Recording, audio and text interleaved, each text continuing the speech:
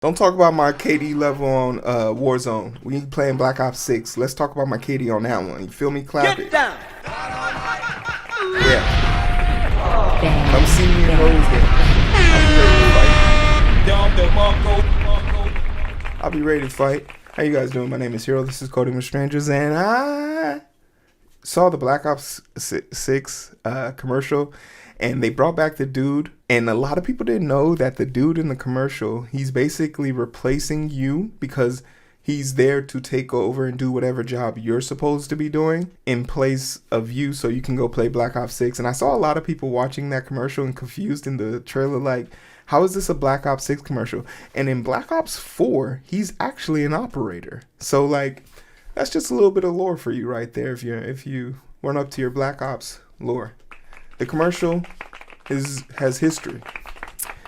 But, you know, with Black Ops 6 coming out and me being a person who had the pre-order, and I actually have it I got it 3 days early, but I've just been too busy. Life, right?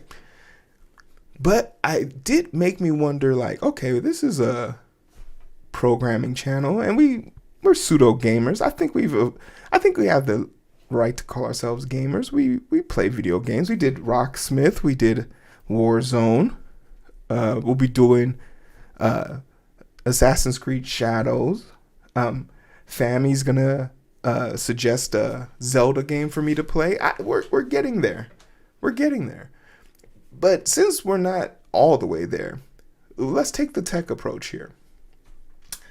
In programming, there's a thing called bug bounty, where you can find issues and exploits in video games, programs, websites, the lot. And companies will pay you for disclosing and fixing those bugs if possible. And with that being said, there's so much talk about cheating in Warzone.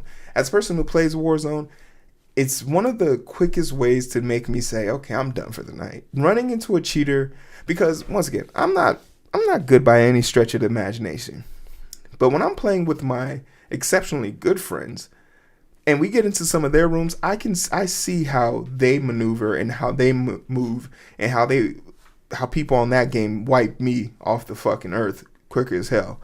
So it's very apparent to me when I'm playing by myself and I'm in a .002 KD room and some dude is literally shooting me from across the map while I'm floating trying to figure out is loadout safe or not. I'm in the wrong lobby. But thank goodness for anti-cheats, right? And there's been a lot of questions about how to implement anti-cheat.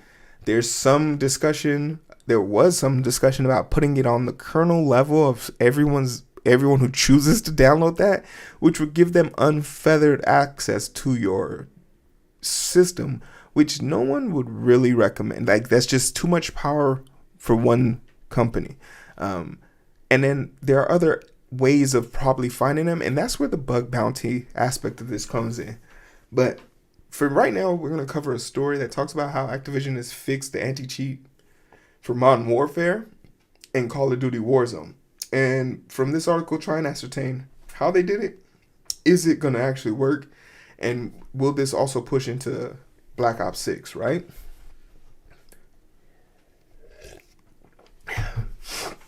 And I have a conspiracy theory. When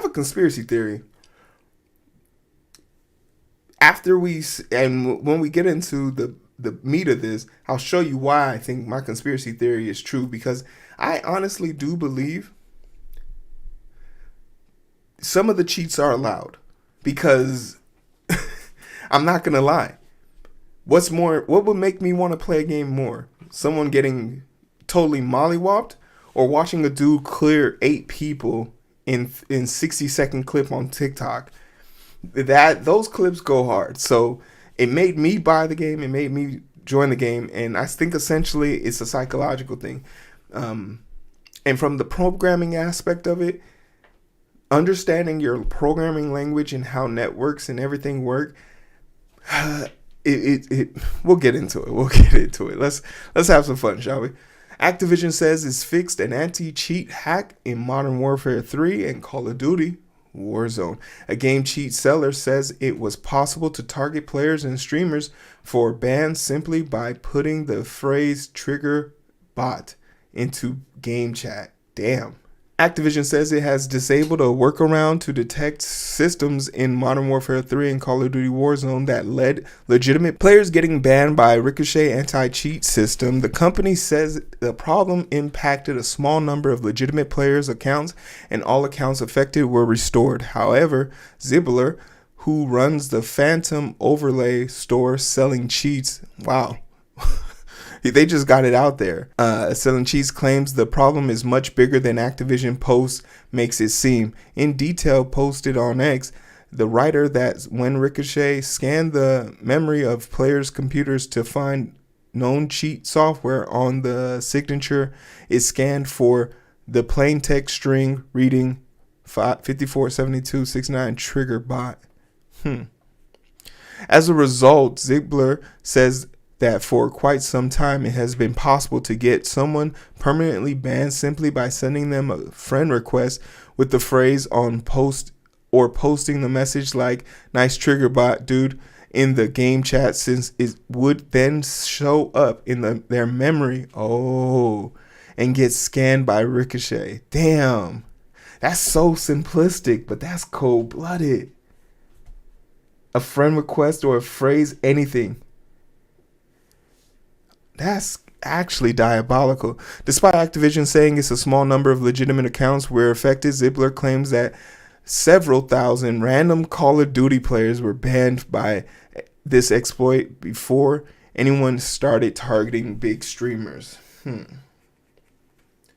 See, this is one of the perks of being a 0.02 KD. You don't have to worry about any of this. Hey, there's a lot of things in life you should be overachieving about. But this is one situation where I'm happy I'm bottom of the barrel.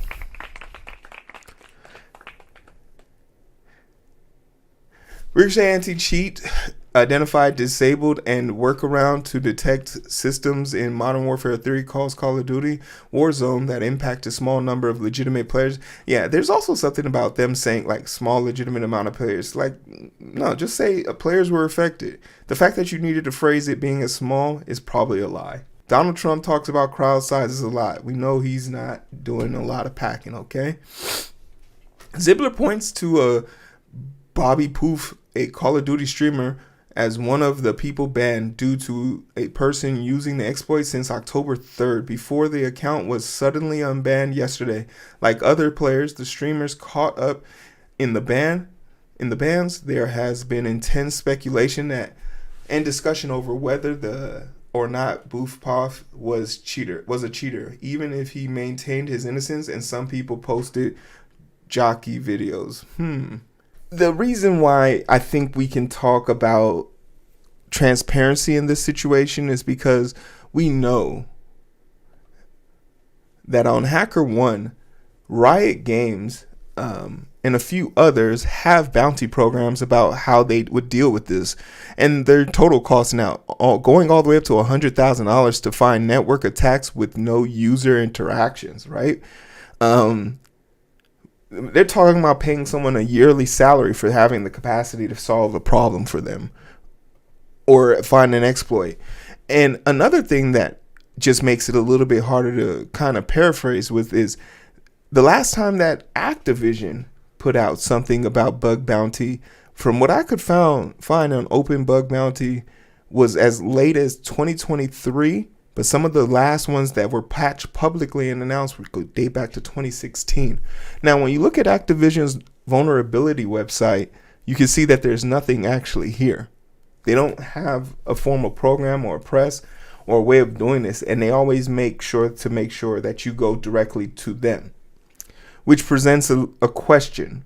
And I think the question that people can ask legitimately in this situation is, does Activision play a role in having their system be manipulated by people they choose to have their system manipulated by?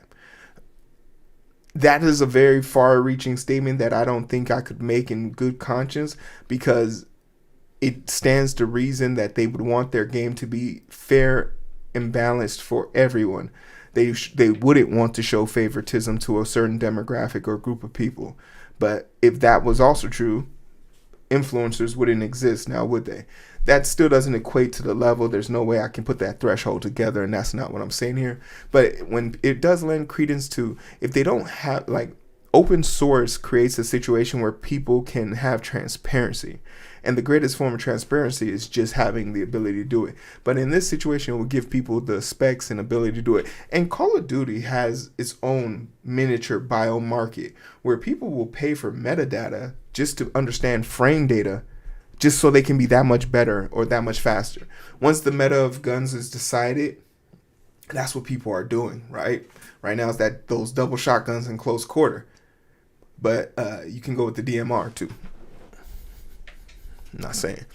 But being able to look for vulnerabilities and things of that nature, super interesting. And this idea isn't something that's been floated. It's been something that's been talked about since 6 months ago. And I get it. Like, competitive games bring out the worst in some people.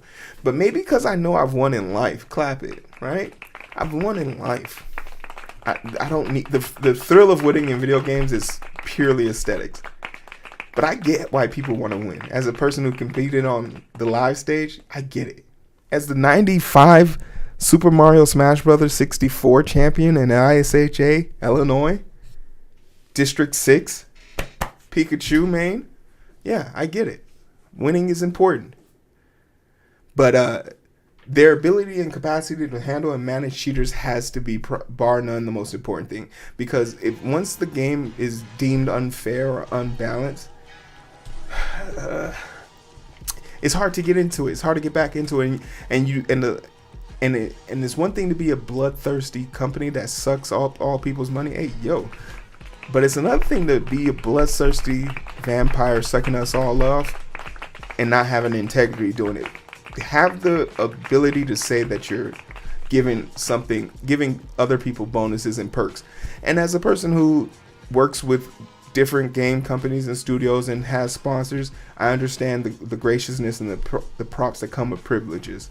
I was presented with a really cool opportunity that I had to turn down because of work engagements that would have had me using some test technology or some untested technology that hasn't been devolved to the public, and I had to turn it down because of work related things. I get those perks, but in the rare occasions that Activision is making a valiant effort to try and fix their system so that it's not banning legitimate people, we have to give them their props.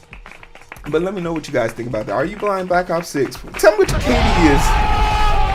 What's your KD? Can I run with you? I'm not very good. I'm a 0.02.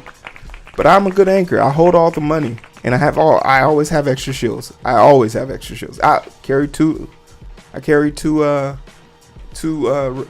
self-revive kits too. Okay? And I'm very quick at the buy station to buy people back. It's box up X. Real quick. 1 second.